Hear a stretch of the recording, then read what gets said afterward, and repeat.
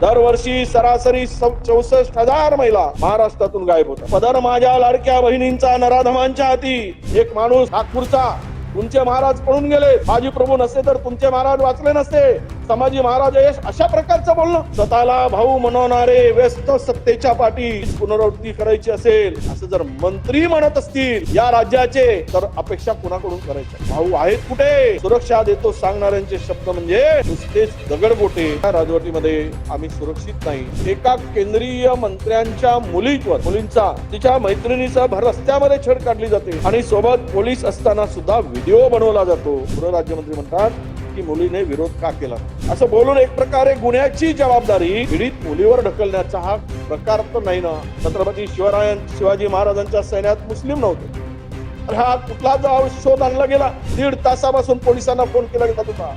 सगळं घडून गेल्यावर पोलीस इथे आले. या पुरोगामी महाराष्ट्रात महिलांना स्वतःच्या अस्तित्वासाठी, महिलांना स्वतःच्या सुरक्षतेसाठी, महिलांना समानतेसाठी का लढावं लागतं, हा खरा प्रश्न या पुरोगामी महाराष्ट्रातील महिलांना आणि जनतेला पडला. अध्यक्ष महोदय, आज गृह विभागाच्या मागण्यावर चर्चा करत असताना आमच्या लाडक्या बहिणी या भावांना प्रश्न विचारतायत की आपण देवाभाऊ म्हणतो, त्यांची तशी मोठमोठी फलक देवाभाऊंची लागली की देवाभाऊ तुमच्या राजवटीमध्ये आम्ही सुरक्षित नाही.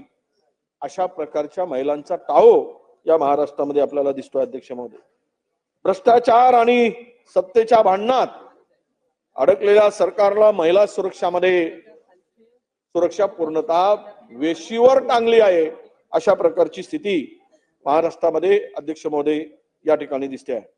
पुण्यातील महिलावर झालेला, बसस्थानकात झालेला बलात्कार असेल, जळगावात एका केंद्रीय मंत्र्यांच्या मुलींचा तिच्या मैत्रिणीचा भर रस्त्यामध्ये छेड काढली जाते आणि सोबत पोलीस असताना सुद्धा व्हिडिओ बनवला जातो. म्हणजे हे किती निर्ढावलेले या राज्यातील हे सगळे गुंड प्रवृत्तीचे आरोपी आणि हिंमत वाढलेले सगळे, मला वाटतं की यांची ताकद आणि हिंमत कशी वाढली आहे हा खरं प्रश्न येतो. अध्यक्ष महोदय, काय म्हणावं? एका एसटी बस स्थानकामध्ये महिलावर बलात्कार होतो आणि राज्यांचे गृहराज्यमंत्री म्हणतात की मुलीने विरोध का केला नाही. म्हणजे किती असंवेदनशील आहे. यांच्या बोलण्यातून किती काही संवेदना आहेत की नाही, संवेदना हरपल्या आहेत का, असा प्रश्न महाराष्ट्रातील महिलांच्या पुढे. अध्यक्ष महोदय, असं बोलून एक प्रकारे गुन्ह्याची जबाबदारी पीडित मुलीवर ढकलण्याचा हा प्रकार तर नाही ना, असंही यातून यांच्या वक्तव्यातून दिसते. अध्यक्ष महोदय, उद्या कोर्टात मंत्र्यांच्या बेजबाबदार वक्तव्यांचा फायदा सुद्धा आरोपीला होईल अशी परिस्थिती. अध्यक्ष महोदय, काय स्थिती आहे महाराष्ट्रामध्ये? अध्यक्ष महोदय, दर तासाला महाराष्ट्रात 5 महिला विरुद्धचे आणि 2 बालका विरुद्धचे गुन्हे घडत आहेत. यांच्या दोघांच्याही विरुद्ध गुन्हे घडत आहेत. अध्यक्ष महोदय, national crime record bureau NCRB न जी आकडेवारी पाहिली तर महाराष्ट्रातील महिलांच्या सुरक्षेचे भीषण असं चित्र अध्यक्ष महोदय या ठिकाणी घडत आहे. महिलावरील गुन्ह्याचं जर प्रमाण पाहिलं अध्यक्ष महोदय, तर दररोज 126 गुन्हे नोंदवले जातात आणि 2020 मध्ये हा दैनंदिन सरासरी आकडा 88 होता आणि म्हणजेच या गुन्ह्यामध्ये 40% वाढ झाली होती. 2020 मध्ये 31,701 महिलावरील गुन्हे नोंदवले गेलेत आणि 2023 पर्यंत हा आकडा 47,381 वर पोहोचला. अध्यक्ष महोदय, बालकावरील गुन्ह्यांचा प्रमाण पाहिला तर आज दररोज 55 गुन्हे घडत आहेत. शाळा, रस्ते, घर, कुठेच मुले आणि महिला सुरक्षित. अध्यक्ष महोदय, हे बालकही सुरक्षित नाही.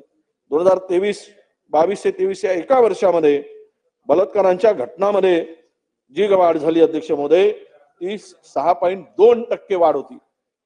म्हणजे 7,521 वर पोडली ही वाढ होऊन अध्यक्ष महोदय एकूण महिला विरोधातील गुन्ह्यामध्ये ही 4.5% वाढ झाली. 4,449 बालकावरील बलात्कारांच्या तक्रारी नोंदवण्यात आल्या तर 9,698 महिलांचे अपहरण झाल्याचे गुन्हे सुद्धा नोंदवले गेलेत. हे सर्वात धक्कादायक बाब म्हणजे महिलांच्या बेपत्ता होण्याचं प्रमाणही या काळात खूप वाढलं. अध्यक्ष महोदय, दरवर्षी सरासरी 64,000 महिला महाराष्ट्रातून गायब होतात. त्या कुठे जातात, त्यांचं पुढे काय होतं, त्यांची तस्करी होते का, त्यांना किती सापडल्यात, याचं सरकारकडे कुठलंही उत्तर नाही. याची ना चिंता आहे सरकारला, अशी परिस्थिती आहे अध्यक्ष महोदय. महिला सुरक्षा तर राम भरोसेच आहे. आणि म्हणून अशी भीषण परिस्थिती असताना सरकारने अर्थसंकल्पात महिला सुरक्षेसाठीच्या उपाययोजनासाठी काय तरतूद केली अध्यक्ष महोदय? निर्भया योजनेअंतर्गत महिलांना मदत कक्षाच्या आणि विविध महिला सुरक्षासाठी किती निधी दिला आहे? अर्थसंकल्पात फक्त 2000 रुपये. ही काय तथ्य आहे का अध्यक्ष महोदय? गृह विभागाच्या बजेटमध्ये 31% वाढ, पण महिलांच्या सुरक्षेमध्ये मात्र अत्यंत तोडकी वाढ. हे जर पाहिलं तर निर्भया फंडाचं काय झालं? निर्भया प्रकरणानंतर केंद्र सरकारने 2013 साली निर्भया फंडाची स्थापना केली होती. या फंडातून महिला विषयक सुरक्षा उपाययोजना अधिक सक्षम करण्याचा निर्णय सक्षम करणे अपेक्षित होते अध्यक्ष महोदय. परंतु दुर्दैवानं या ठिकाणी अत्यंत तोडकी निधी उभारून आपण निर्भया फंडाला निधी उभारून महिलांच्या सुरक्षेच्या त्यावेळेस नवीन गाड्या घेतल्या होत्या. यंदा काय उपाययोजना करणार आहात याचं उत्तर सुद्धा माननीय गृहमंत्री महोदय मुख्यमंत्र्यांकडून अपेक्षित आहे अध्यक्ष महोदय. सत्ता आल्यानंतर जसं अजित दादाने महायुतीने लाडक्या बहिणींना महिला दिलेल्या वचनांचा अजित दादांना काय विसरच पडला. ते कदाचित विसरले असतीलही, कारण ते विरोधी पक्षनेते असताना त्यावेळेस शिंदे सरकारवर निर्भया फंडाचा निधी शिंदे गटातील आमदारांच्या सुरक्षेसाठी वळवला गेल्याचा गंभीर आरोप केला होता अध्यक्ष महोदय. आता अजितदादा अर्थमंत्री झाल्यावर तेही निर्भय फंडाला का विसरलेत, हाही खरा प्रश्न आहे अध्यक्ष महोदय. राज्यात महिलांच्या सायबर विरोधातील गुन्ह्यामध्ये प्रचंड वाढ झाली आहे आणि सातत्याने गुन्हे वाढत आहेत. या गुन्ह्यांना प्रतिबंध करण्यासाठी फक्त माऊली 1000 रुपयाची तरतूद. मुंबई सेफ सिटी प्रकल्पासाठी किती खर्च, किती? फक्त 4000 रुपयाची तरतूद. म्हणजे ह्युमन ट्रॅफिकिंग साठी विरोधी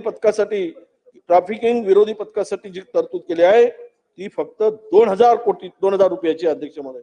अर्थसंकल्पात महिलांच्या सुरक्षेसाठी उपाययोजनेसाठी एकूण निधीची किती निधी दिला गेला असेल तर तो 8000 रुपये. एका मंत्र्याच्या कार्यालयात चहा पाण्यासाठी सुद्धा यापेक्षा जास्त खर्च होतो. अशी एवढीशी तोडकी निधी यामध्ये आपल्याला अध्यक्ष महोदय या महिला सुरक्षेसाठी दिली गेलेली अध्यक्ष महोदय. निवडणुकीच्या पूर्वी अजितदादांनी आपल्या अर्थसंकल्प भाषणाची सुरुवात महिलावरील उपाययोजनांनी केली होती अध्यक्ष महोदय. पण त्या महिला सुरक्षेच्या संदर्भात आता सुद्धा त्यांच्या भाषणातून उच्चारला गेला नाही. हे दुर्दैवाने इथे म्हणावं लागतं. घोषणांचा खूप मोठा पाऊस पडला जातो. बेटी बचाव बेटी पढाव, महिला सशक्तीकरण. पण जेव्हा महिला विरुद्धच्या गुन्ह्यांना रोखण्यासाठी 8000 रुपयाची तोडकी तरतूद केली जाते त्याचा अर्थ असाच होतो की या महिलांच्या सुरक्षेसाठी काही अर्थ उरत नाही. हीच या सरकारची एकूण भूमिका आहे काय? अशा प्रकारची स्थिती अध्यक्ष महोदय. राज्यातील महिलाची व्यथा काही ओळीतून मांडण्याचा मी प्रयत्न करतो अध्यक्ष महोदय. पदर लाडक्या बहिणींचा नराधमांच्या हाती, पदर माझ्या लाडक्या बहिणींचा नराधमांच्या हाती, स्वतःला भाऊ म्हणवणारे व्यस्त सत्तेच्या पाठी, अब्रू लेकी माताची वेशीला टांगली, भाऊ आहेत कुठे? सुरक्षा देतो सांगणाऱ्यांचे शब्द म्हणजे नुसतेच दगडगोटे. अशी ही स्थिती आहे अध्यक्ष महोदय. दुर्दैवानं महाराष्ट्र पुढे महिला विरोधी गुन्ह्यात सत्तेत जगणारे पैशात खेळणारे भाऊ मात्र बसलेत निवांत. हीच का तुमची भाऊ बहिणीवरची माया? सांगा हो भाऊ राया, सुरक्षेचे वचन दिलं होतं तुम्ही, बोला ना बंधुराया. अशी महिला जर म्हणत असेल तर तोपर्यंत आमच्या महिला आणि भगिनी खऱ्याच या ठिकाणी या राज्यामध्ये सुरक्षित आहेत का? आणि त्यांच्या डोळ्यात असलेले अश्रू खऱ्या अर्थानं प्रगतीचं लक्षण आहे का? आपल्या राज्याची आणि देशाची संपत्ती आणि विकास केवळ जीडीपीनं जातो असं नाही अध्यक्ष महोदय. त्यातील महिलांची परिस्थिती आणि यावरूनही या राज्याची पत आपण निश्चितपणे ओळखली गेली पाहिजे अध्यक्ष महोदय. आपण काय केलं अध्यक्ष महोदय? माझी मागणी आहे की महिला राज्यामध्ये सर्वात असुरक्षित महिलांचं स्थान हे महाराष्ट्र झालं अध्यक्ष महोदय. महिलावर प्रचंड अत्याचार, अन्याय, बलात्कार, रोज विनयभंगाच्या घटनांमध्ये वाढ होत असताना हे 8000 रुपयाची तरतुदी केली. ते निधी वाढवा आणि त्यामध्ये भरीव मदत करा. आणि राज्यातील कोणतीही महिला असुरक्षित नाही. तुमच्या पाठीमागे भगिनींच्या पाठीमागे, बहिणींच्या पाठीमागे सरकार गंभीरपणे उभा आहे. हे धाडस आपण दाखवाल का? असा माझा प्रश्न आहे अध्यक्ष महोदय. शक्ती कायदा लागू करण्याच्या संदर्भात तो आम्ही लागू केला, केंद्राकडे पाठवलं, केंद्राने त्याला परत पाठवलं. माननीय राष्ट्रपती महोदयांची त्या संदर्भातली भूमिका त्यांनी आपली सही केली नाही आणि हा कायदा रद्द करण्याची भूमिका आपण आता पुढे आणली आहे.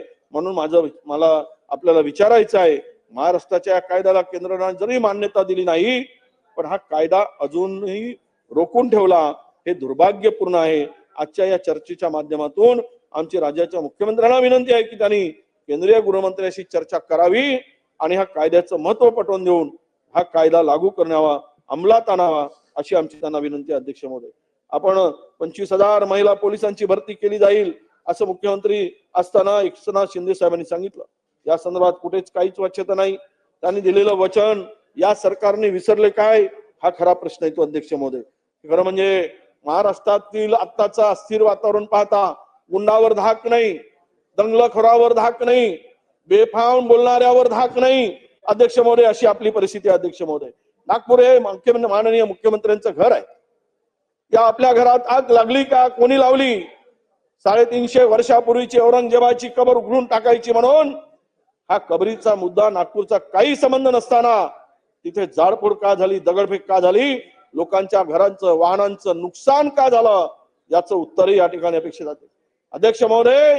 हे दगड आले, शस्त्र आले, पेट्रोल बॉम्ब आले असं उपमुख्यमंत्री सन्माननीय शिंदे साहेब काल सांगत होते. हे सगळं जमा होते, हे प्री प्लॅन होतं, पूर्वनियोजित होतं. मग हे पोलिसांचं फेल्युअर नाही का? हे इंटेलिजन्स काय फेल्युअर नाही काय? आपल्या इंटेलिजन्स काय करत होती यंत्रणा ज्यावेळेस जर हे पूर्वनियोजित होतं अध्यक्ष महोदय? स्थानिक चॅनल त्यामध्ये दाखवले गेले. 1.5 तास वारंवार काही चॅनलनी दाखवलं अध्यक्ष महोदय. वारंवार दीड तासापासून पोलिसांना फोन केला जात होता. हे सगळं घडून गेल्यावर पोलीस इथे आले. पहिल्यांदा पोलीस 1.5 तास फोन करून सुद्धा कुठेही त्या पोलिसांपर्यंत तिथे पोहोचले नाहीत. मग हे पोलीस काय करत होते, हा खरा प्रश्न अध्यक्ष महोदय या ठिकाणी आहे. आजही स्थानिक लोक सांगतात ज्या गल्लीत हल्ला झाला तिथे बॅरिकेड्स लावा म्हणून, त्याकडे कोणी जाऊ नये म्हणून पोलिसांना विनंती केली, पण पोलीस म्हणाले आमच्याकडे स्टाफ कमी आहे म्हणून तर गल्ल्या सुद्धा बंद करण्याचं काम केलं. आता यात दोष कुणाचा अध्यक्ष महोदय? पोलीस जर नागरिकांना सांगतात स्टाफ नाही, मग स्टाफ कमी आहे आणि त्यामुळे जर हे संपूर्ण रामायण महाभारत सांगत बसताय, पण कायदा आणि सुव्यवस्था राखणे सरकारचं काम नाही का, ही खरी प्रश्न आहे अध्यक्ष महोदय. तो तर तुम्ही सांगितलं की आपण दंगलखोरांना सोडणार नाही, कुणालाही आम्ही पाठीशी घालणार नाही, पण यात तेल ओतण्याचं काम कोणी केलं हे काय आपण सांगितलं अध्यक्ष महोदय. खरं तर संविधानाची शपथ घेऊन एक मंत्री आपल्याला काय बेफाम वक्तव्य करतो अध्यक्ष महोदय, हे आपण कसं सहन करणार? या देशातील एक प्रगत अशा राज्याचे मंत्री म्हणून आपल्याला अशी वक्तव्य करताना मुख्यमंत्री महोदयांनी त्यांना समज देण्याचं काम का केलं नाही? छत्रपती शिवाजी महाराजांच्या सैन्यात मुस्लिम नव्हते. अरे हा कुठला शोध आणला गेला? ही कुठली म्हणजे अशा पद्धतीचं टेप रेकॉर्ड वाजवलं जातं अध्यक्ष महोदय? स्वराज्याची लढाई हे इस्लाम विरोधी होती, हिंदू मुस्लिम विरोधी लढाई नव्हती. या लढाईत आमच्या राजाने हिंदू धर्म इस्लाम विरोधी झुकू दिला नाही वगैरे इतिहास सांगत बसताना त्यांच्या सैन्यात मुस्लिमच नव्हते सांगणं, म्हणजे हा इतिहासाला किती तोडमोड करून सांगणं आहे. आणि ते एक मिनिस्टर म्हणतात, त्याच्या पलीकडे जाऊन सांगतात केरळ म्हणजे मिनी पाकिस्तान, आणि आमच्या नेत्यांना सांगतात की दहशतवादाच्या भरोशावर मतदान झालं म्हणून निवडून आले. हे जर आमच्या राहुल गांधीजी आणि प्रियंका गांधीच्या संदर्भात अशा प्रकारचं वक्तव्य जर करत असतील तर यांची बुद्धिमत्तेची क्यू यावी अशी प्रकारची अध्यक्ष महोदय. ईव्हीएम म्हणजे वोट अगेन्स्ट मुल्ला, अशा प्रकारचं बेताल वक्तव्य ही मंडळी करत असतात. बाबरी मस्जिदच्या संदर्भात औरंगजेबाच्या कबरीवरून जे एकदा हीच पुनरावृत्ती करायची असेल असं जर मंत्री म्हणत असतील या राज्याचे, तर अपेक्षा कुणाकडून करायच्या? भडकवतो कोण, तेल कोण घालतोय, सुरुवात कुणापासून होते आहे, याचा प्रश्नाचं उत्तर मिळणं या निमित्तानं आम्हाला अपेक्षित आहे अध्यक्ष महोदय. आता मला सांगा, संविधानाची शपथ घेऊन झालेल्या मंत्री महोदयांनी अशा प्रकारचे द्वेषपूर्ण वक्तव्य करणं, दोन समाजामध्ये वाद निर्माण करणं, त्याला तुम्ही साधा जाब विचारत नाही, त्याचा राजीनामा घेत नाही, मग ह्याला आपण काय म्हणायचं अध्यक्ष महोदय? कुणी आग लावली, कुणी तेल पाणी घातलं, कुणामुळे सगळं वातावरण दूषित झालं? हिंदू मुस्लिम असं म्हणून मस्जिद मंदिर करून राज्य उद्ध्वस्त करायचं काम जर सत्ताधाऱ्यातील एक मंत्रींची वक्तव्यावरून होत असेल तर महाराष्ट्र कोणी शांत ठेवायचं? महाराष्ट्राला कोणी चांगलं, महाराष्ट्राला ते आपण कशा पद्धतीने शांत करणार? हा खरा प्रश्न या ठिकाणी आम्ही विचारतो अध्यक्ष महोदय. खरं तर छत्रपती संभाजी महाराजांच्या संदर्भात 6वं पुस्तक येऊन किती वर्ष झाली? आणि त्याच्या पुस्तकाचं चित्रपट येऊनही अनेक महिने झाले, पण लोकांची माती भडकवणे जात असेल, लोकांच्या मनात द्वेष निर्माण केला जात असेल, तर समाजात पेरलेले विष तुम्ही ही सगळी जबाबदारी कशी झटकून पडू शकता, हा खरा प्रश्न आहे अध्यक्ष महोदय. काय काय बोलतात महाराष्ट्रामध्ये, कुणावर आज अटक झाली, कुणावर कारवाई झाली. एक माणूस नागपूरचा, तुमचे महाराज पळून गेले, बाजी प्रभू नसते तर तुमचे महाराज वाचले नसते, संभाजी महाराज यश, अशा प्रकारचं बोलणं, आणि त्याला खुलेआम त्याला अटक होत नाही. हे काय कशाचं लक्षण आहे अध्यक्ष महोदय? हा कोणाचा नेतृत्व करताय, कुठल्या पक्षाचा आहे हे न पाहता महाराजांचा अवमान करणारा त्याला आपण कसं सोडू शकतो? एक पुरोहित नावाच्या माणसाने तर वेगळंच वक्तव्य केलं, तुलना केली दुसरे छत्रपती शिवरायांची तुलना कुणाशी होऊ शकत नाही, पण अशा प्रकारचे वक्तव्य जरी लोक पडून दिलेत, बोलायला लागलेत, तर हे खरं म्हणजे महाराजांचा अवमान करणाऱ्यांना आपण कसं सोडणार, हा खरा प्रश्न आहे अध्यक्ष महोदय. ज्या छत्रपती संभाजी महाराजांबद्दल आपण जे नाव आणून एक माणूस बोलत होता, ज्याचं नाव कोरटकर होतं, त्याचा काल जामीन नाकारला कोर्टाने, पण त्यांनी जी परिस्थिती खराब केली त्यावरही या सरकारनं कारवाई करण्याची अपेक्षा आहे अध्यक्ष महोदय. काय झालं अध्यक्ष महोदय, या सगळ्यामध्ये कायदा सुव्यवस्थेचे 3 तेरा झाले अध्यक्ष महोदय. असं म्हणतात की महाराष्ट्र कायदा सुव्यवस्था राखणारा देशातील 1 नंबरचं राज्य होतं, परंतु आज मात्र या राज्याकडे संशयानं बघितलं जातं. या राज्याची पत कायदा सुव्यवस्थेमध्ये घसरल्याची परिस्थिती अध्यक्ष महोदय निर्माण झालेली आहे. अमरावतीमध्ये किती गुन्ह्यावर कुठलीच कारवाई होत नाही. अमरावतीचे एक डेप्युटी आरटीओ आहेत, फसवणूक प्रकरण त्यांचं गुलदस्त्यात आहे अध्यक्ष महोदय. त्या उपप्रादेशिक अधीक्षक अधिकारी राजकुमार बागडी यांच्यासह म्हणजे गाडगेनगर पोलीस स्टेशन ठाण्यामध्ये ऑगस्ट 2024 मध्ये गुन्हा दाखल झालाय. त्याला कोण पाठीशी घालतं? का कारवाई केली नाही? त्याच्यावर गुन्हेगारी स्वरूपाचा अकट व फसवणूक सारखे गंभीर गुन्हे दाखल झालेत, पण अद्याप त्याला काही कारवाई होत नाही. म्हणजेच अधिकाऱ्यांना चोरी करून सुद्धा त्याच्या पाठीवर हात देण्याचं काम जर सरकारमध्ये होत असेल, अत्यंत दुर्दैव आहे असं मी मानतो अध्यक्ष महोदय.